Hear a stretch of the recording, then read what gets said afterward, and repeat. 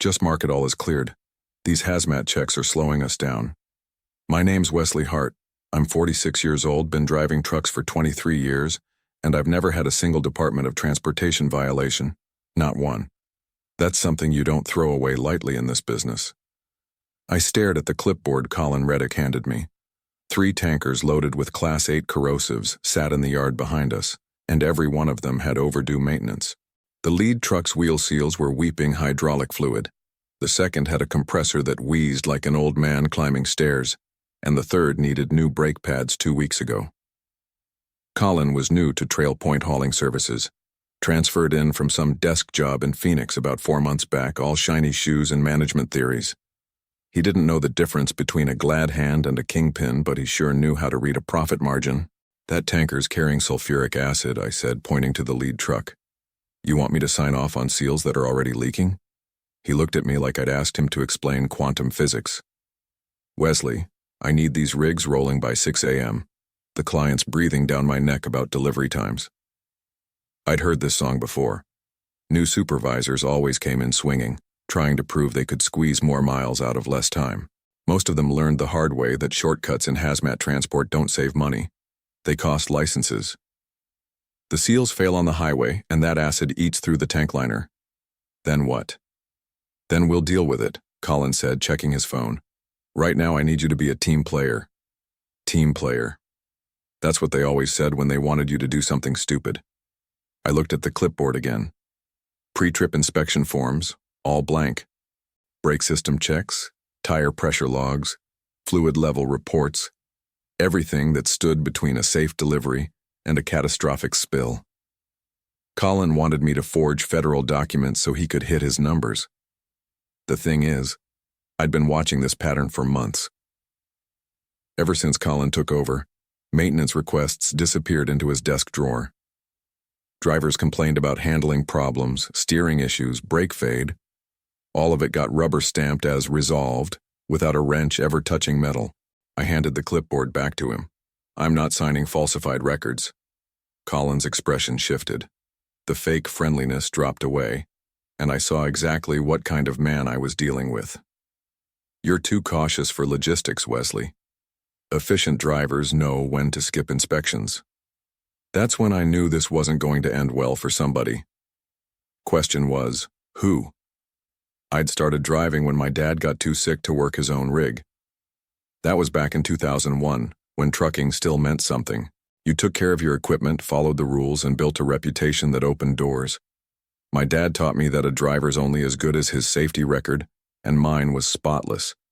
23 years of clean logbooks, 0 accidents, 0 violations, 0 compromises. When Trail Point hired me 3 years ago, it was because their insurance company demanded experienced hazmat drivers. The pay was decent, the routes were steady, and the old supervisor, Frank Morrison, ran a tight operation. Frank understood that moving dangerous chemicals wasn't about speed, it was about precision. Then Frank retired, and they brought in Colin. The changes started small. Maintenance schedules got optimized, inspection checklists became streamlined. Drivers who asked too many questions about equipment problems found their routes reassigned to younger guys who kept their mouths shut. I watched it happen to Danny Flores first.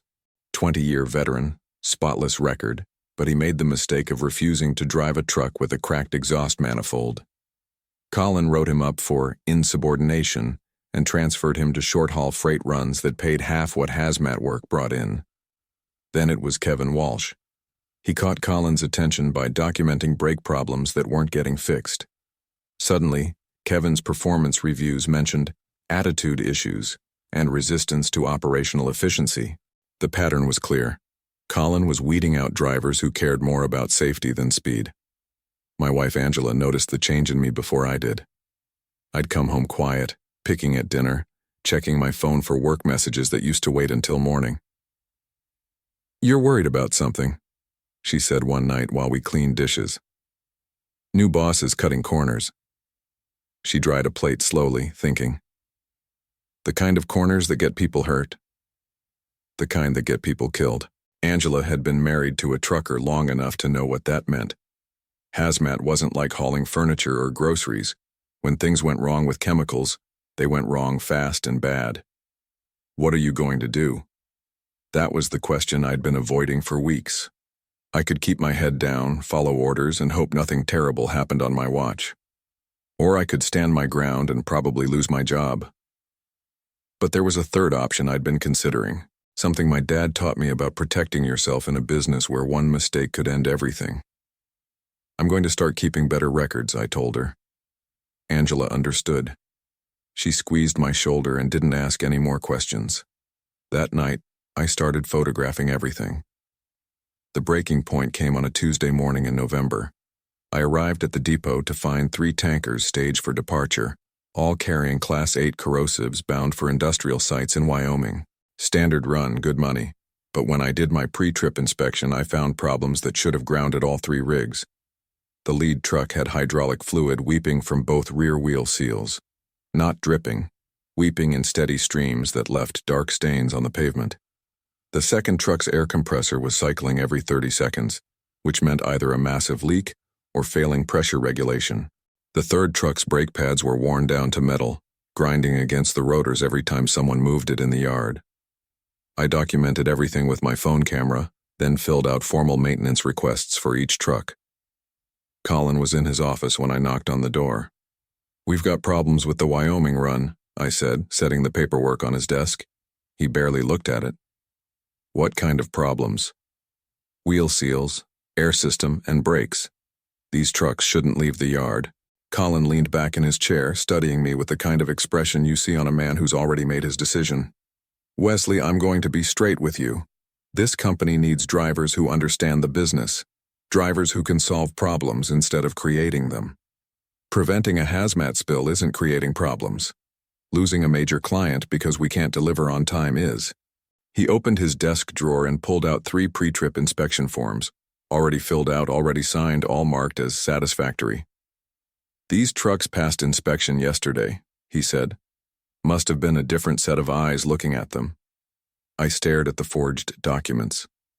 Danny Flores' signature on one, Kevin Walsh's on another, and a signature I didn't recognize on the third. All fake. "You want me to drive trucks with falsified safety records. I want you to do your job." That's when it hit me. This wasn't about one bad decision or corner cutting to meet a deadline. Colin had been systematically falsifying federal documents for months, putting drivers at risk and exposing the company to massive liability, and now he was asking me to become part of it. I looked at those forged inspection forms and saw exactly where this was heading. Sooner or later, one of those trucks was going to fail catastrophically. When it did, the Department of Transportation would investigate, and they'd find a trail of falsified records leading straight back to whoever signed them. Colin was setting up his drivers to take the fall. I stood up, pulled my keys from my pocket, and set them on his desk next to the paperwork. "I'm not signing falsified records." "Then you're not driving for Trail Point." I walked out without another word. But I wasn't walking away empty-handed. 3 days after I quit, Colin called my house. "Wesley, I think we had a misunderstanding," he said, his voice different now, friendlier. "Why don't you come in tomorrow morning? We can work something out." Angela was folding laundry in the living room, but I could tell she was listening. "What kind of something?" "Look, maybe I came on too strong about those inspections. You've got experience I can't replace overnight. How about we compromise?" Compromise. That was a word that had gotten a lot of good drivers in trouble over the years. What kind of compromise? "You handle the pre-trip inspections your way and I'll handle the scheduling my way. We both get what we need." It sounded reasonable. Too reasonable. Colin hadn't struck me as the type to back down from a fight, especially after firing me 3 days earlier. "I'll think about it," I said.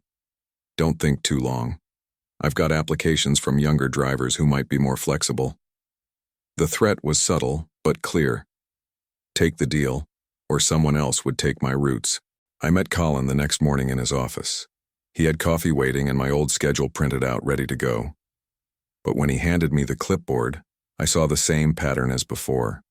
Pre-trip inspection forms with maintenance issues already marked as resolved.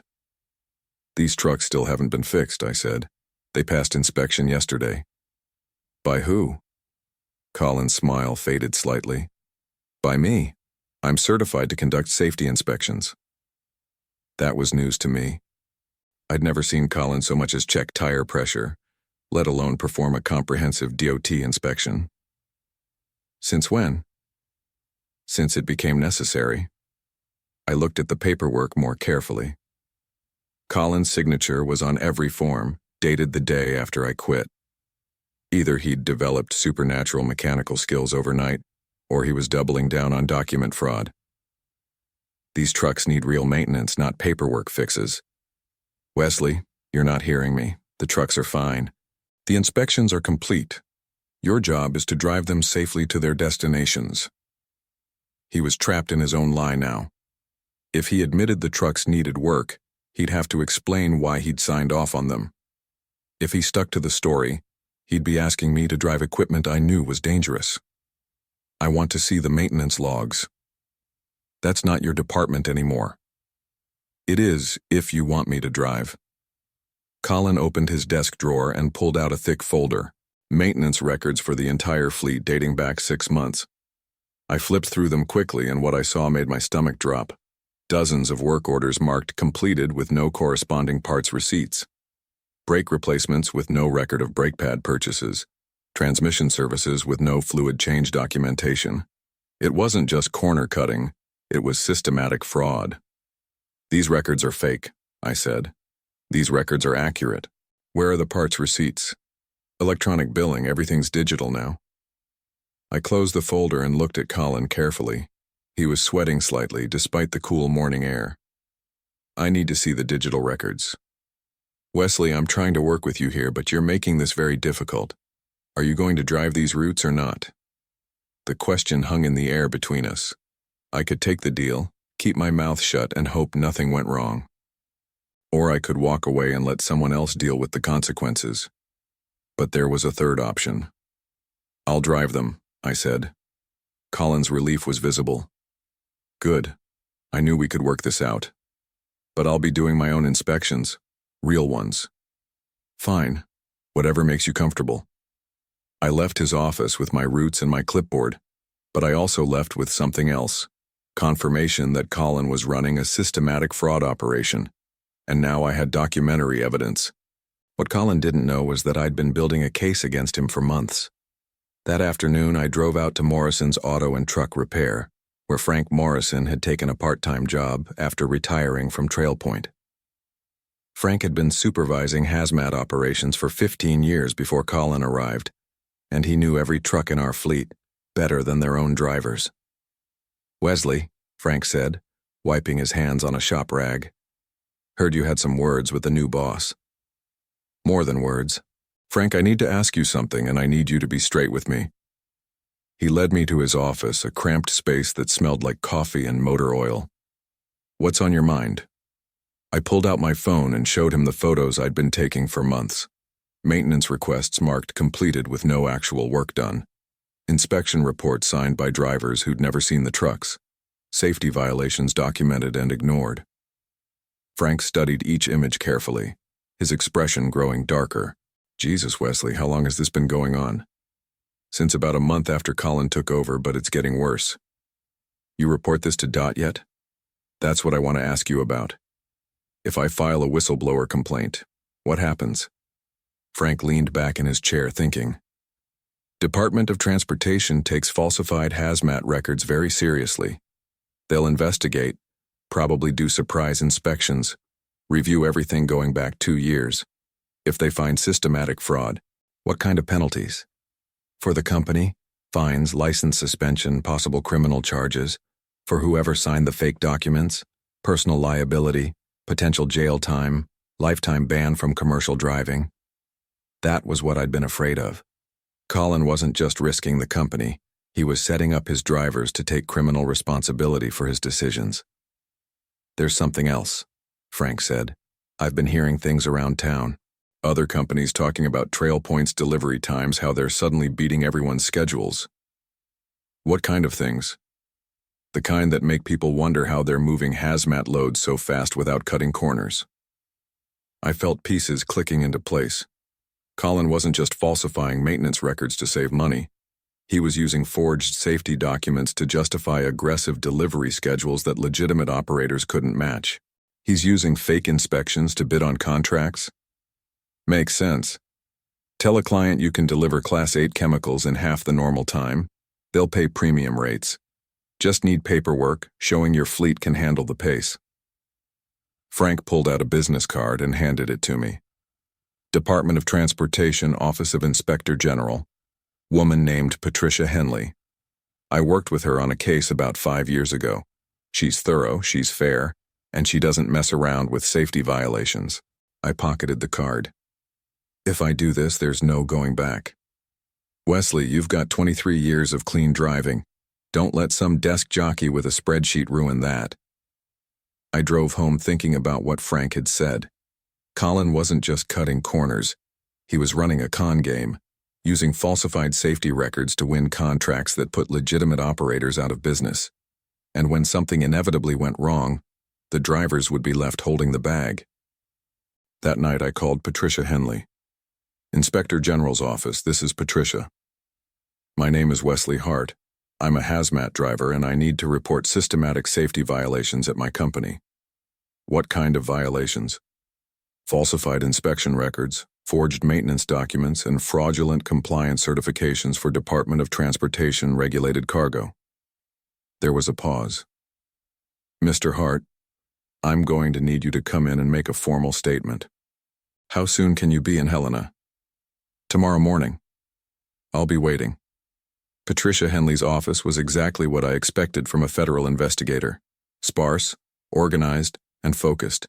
She was a compact woman in her 50s with gray hair and the kind of direct gaze that made you want to tell the truth whether you planned to or not. Mr. Hart, before we begin, I want you to understand that filing a whistleblower complaint is a serious matter. Are you prepared for the consequences? What kind of consequences? For you? Legal protection, possible relocation assistance if there's retaliation, and potentially a percentage of any fines recovered. For your former employer, federal investigation, possible criminal charges, and likely business closure if the violations are as extensive as you've described. I thought about Colin's fake maintenance logs, the forged inspection reports, and the drivers who didn't know they were signing their names to federal crimes. I'm prepared. Patricia activated a digital recorder and opened a thick file folder. Tell me everything. For 2 hours, I walked her through Colin's operation. The systematic falsification of inspection records, the maintenance requests that disappeared into his desk drawer, the pressure on drivers to sign documents they hadn't prepared, the aggressive delivery schedules that were only possible by skipping required safety procedures. Patricia took notes, asked specific questions, and requested copies of all the photographic evidence I'd collected. This is substantial, she said when I finished. But I need more than just your testimony. Would you be willing to wear a recording device? You want me to go back? I want you to apply for your old job. Colin Reddick called our office yesterday, claiming a disgruntled former employee was spreading false accusations about TrailPoint's safety record. I felt my jaw tighten. He's already trying to discredit me, which means he's worried. Worried people make mistakes, and mistakes create evidence. Patricia opened another folder and showed me a photograph of a truck accident in Colorado. A tanker carrying industrial chemicals had jackknifed on Interstate 25, spilling corrosive materials across 3 lanes of highway. This happened 2 weeks ago. Driver walked away, but the cleanup cost exceeded $2 million. The truck was operated by Mountain View Transport, which used to compete with TrailPoint for regional hazmat contracts. Used to? TrailPoint underbid them by 30% on every major contract this year. Mountain View went out of business last month. I understood.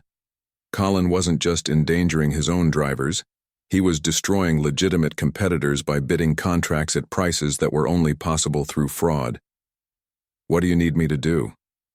Patricia pulled out a small device about the size of a shirt button. Apply for your job back.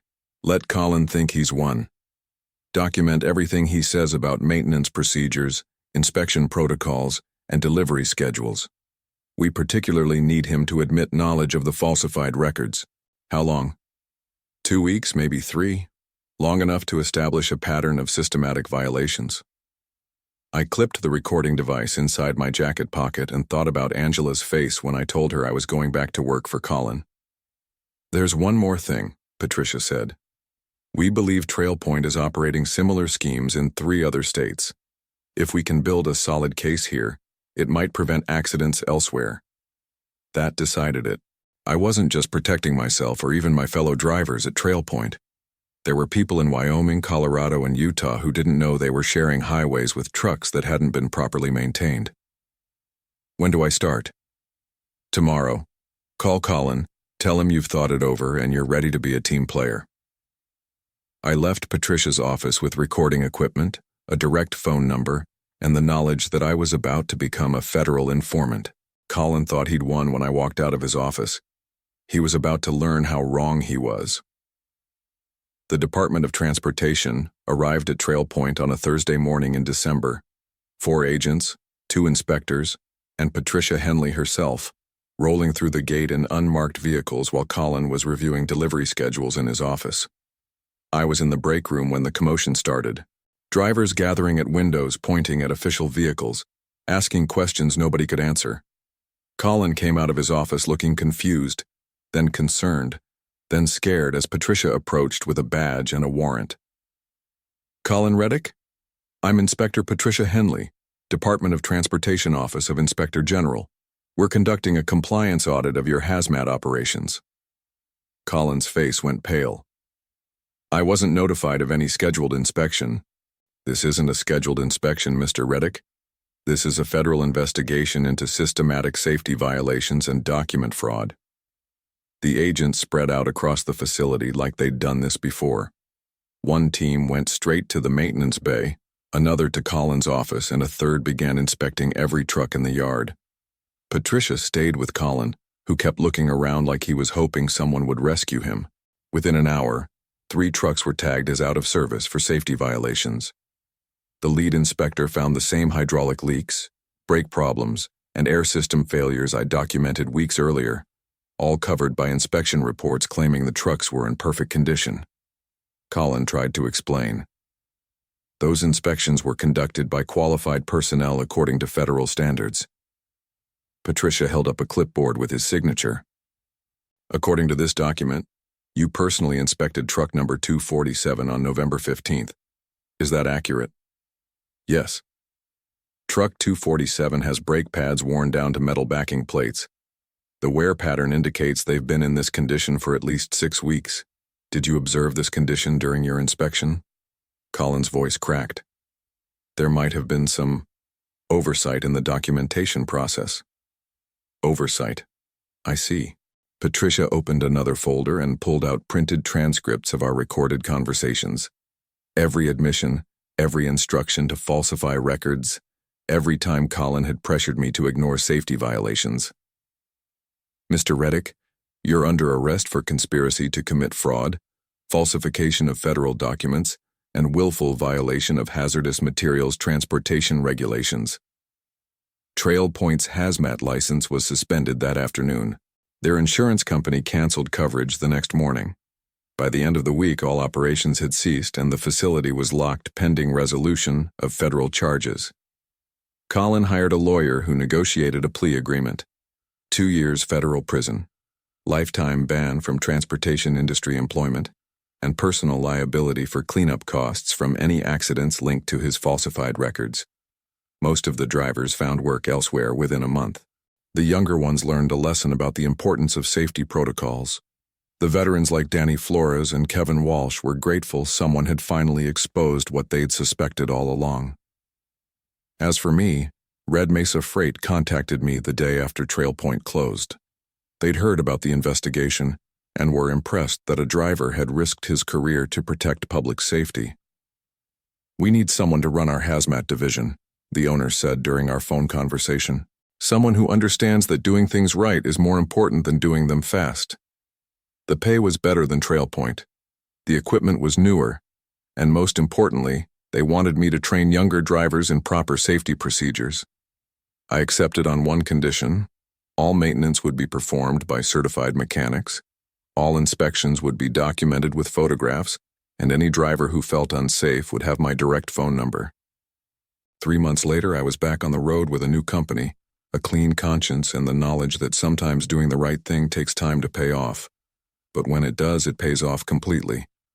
I never saw Colin again, but I heard he got a job selling insurance after his release. Somehow that seemed fitting.